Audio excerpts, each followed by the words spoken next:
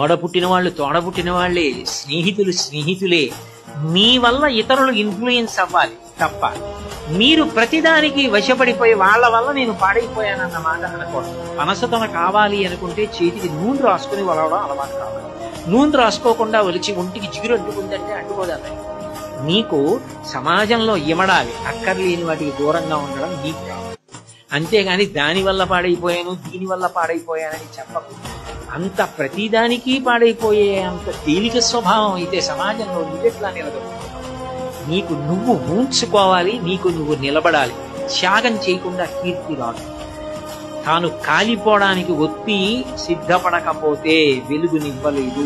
కష్టపడకుండా జీవితంలో గుర్తింపు, గౌరవము, కీర్తి రావు.